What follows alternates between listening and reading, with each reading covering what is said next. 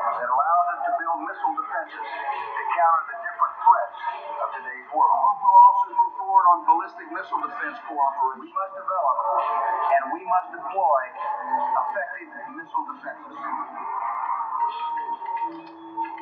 Back in 2000, when President Bush took office, he and his cadre of people that surrounded him, you think of Paul Wolfowitz, you think of Donald Rumsfeld, you think of Dick Cheney, all of them really only had two priorities.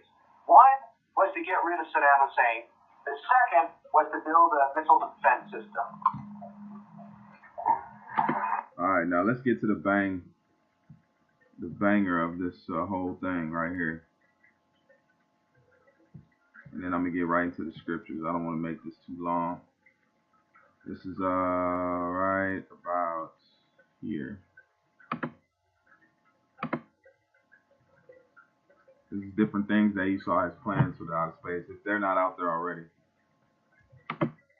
Is a similar conventional capability that could be used to knock out, say, a Chinese anti-satellite weapons launcher in a matter of minutes.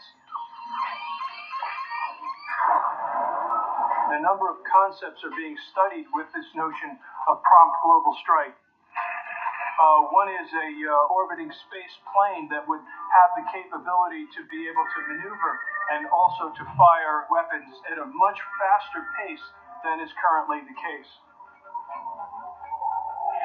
Another is a space satellite that would actually have missiles on it that could be fired from space and reach a target in literally 5 to 10 minutes as opposed to the current 30 minutes.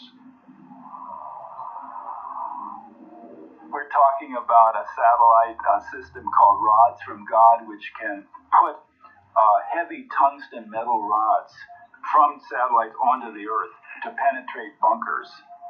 All that's being developed.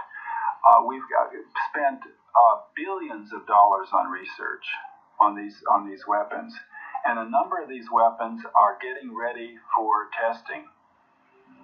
Were they deployed in orbit, global strike systems could hit 100 targets on Earth at once, at nearly 7,000 miles an hour.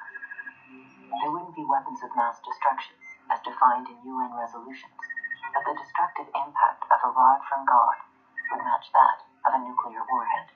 Satellites can identify a target through overhead imagery, process communications about the target between military decision makers, and then guide a bomb precisely enough to destroy the target with one shot. Would it really be that big a step if a projectile itself were also launched from space? There's no practical difference, and I'd venture to say that the person on the receiving end wouldn't see the distinction either.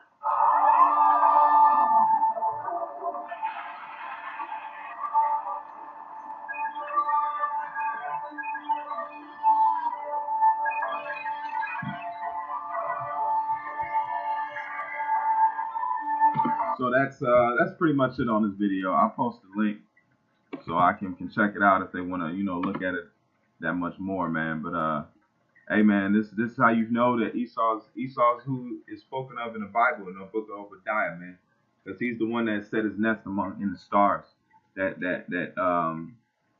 haven of weapons, man. All right. So let me pull out some of these real quick. This is the book of, this is Jeremiah 51 and 53. Jeremiah 51 and 53. And it says, though Babylon should mount up to heaven. Now that's how you know when did the ancient Babylon mount up to heaven, man? Okay, their rulership was high in prestige, but they didn't mount up, just like in the book of Obadiah. And it says, though Babylon should mount up to heaven, and though she should fortify her high in her strength, yet from me shall spoilers come unto her, saith the Lord. A sound of cry cometh from Babylon, the great destruction from the land of the Chaldees. And the Babylon wasn't destroyed in the ancient world, man. It was taken over and made a province. All right, under Darius, okay, that took that place over. So now that's not speaking about that, man. But Esau is mounted up to heaven in these days by going up to the space station or going up to space and weaponizing it and putting his sword out there, man. That's why it says the sins have reached unto heaven. This is the book of Job 20:6, and it says, though his excellency mount up to heaven, and his head reach unto the clouds, yet shall he perish forever like his own dung. They which have seen him shall say, where is he? And that's what we're going to look at, because we're going to look at Esau and his rulership, his power that he has. The Most High is the one that set him up, man. It wasn't by his power, it was by the fulfilled prophecies, man.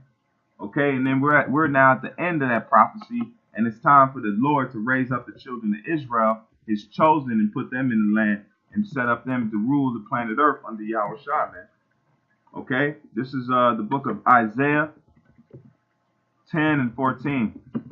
This is Isaiah 10 and 14, and it says, and my hand hath found as a nest the riches of the people, and as one gathereth eggs that are left, have I gathered all the earth, and there is none that moved the wing or opened the mouth or peeped. Because there's a map shown on that video where it says that the United States has like 50% of the satellites up there in the outer space. And these other nations can't compare into that because they're not set up to be in that power seat as Esau set up. Because this is all the fulfilled prophecy, man. All right. So Abaratazah, I didn't want to make this too long, but I hope this was edifying. And I'm gonna post the link so you all can check it out. But that's another reason to know that Esau, this so-called white man, is the Edomites, because he's fulfilling prophecy by placing that nest. Okay, let's read it again.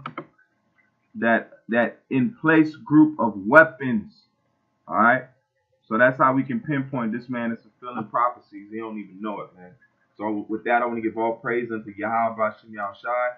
Barak to Yahweh, Barak to Yahushai, Bashim Rakar Kadash. Shalom, Akim. Keep faith.